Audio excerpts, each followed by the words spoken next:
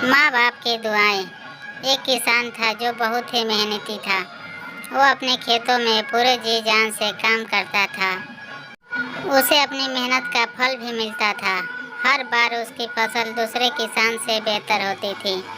किसान के 3 पुत्र थे, लेकिन किसान ने कभी भी अपने पुत्र से खेत का काम नहीं करवाया था।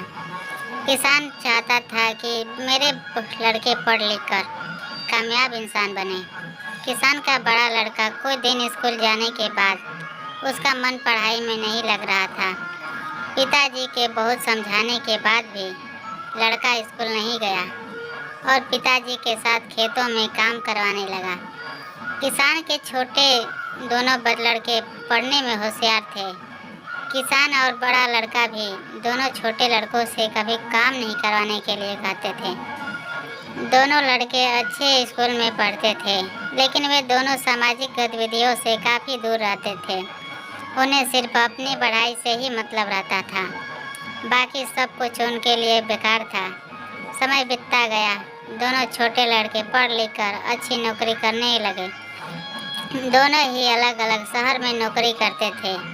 वे दोनों अपने पिताजी के पास कई महीने में आते थे। किसान अपने दोनों लड़कों को बहुत याद करता था, लेकिन कोई सा भी लड़का अपने पिता को देखने के लिए नहीं आते थे।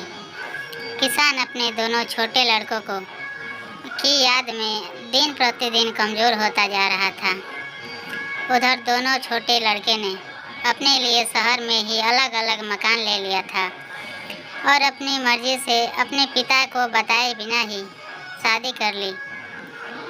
अब वे अपने पिता के पास जाते ही नहीं थे। उन्हें गांव में ही जाना पसंद नहीं था।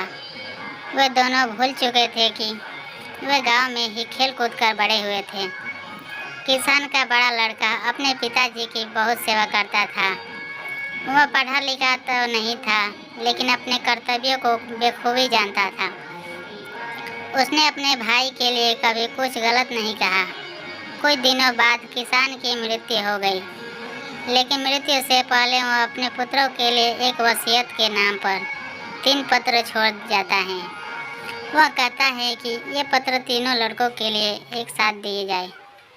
यह खबर किसान के दोनों छोटों लड़कों तक भी पहुंच गई।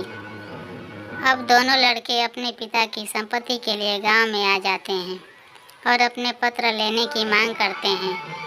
उनके पत्र भी उनके बड़े भाई के पास सुरक्षित रखे थे।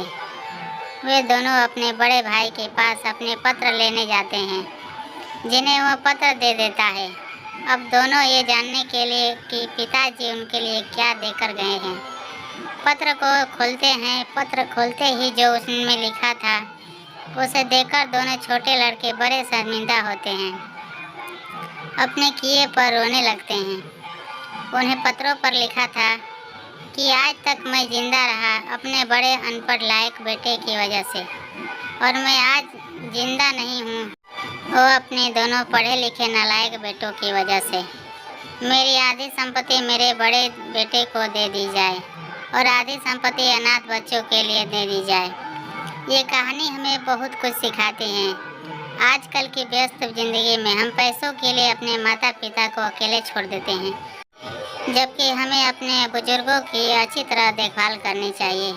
ये कहानी आपको क्या सिखाती है दोस्तों, कमेंट बॉक्स में लिखकर बताइए। हमारे ऐसे मोटिवेशनल स्टोरी, दिल को छू जाने वाली कहानी सुनने के लिए हमारे चैनल को सब्सक्राइब करें और वीडियो अच्छी लगे तो वीडियो को लाइक करें।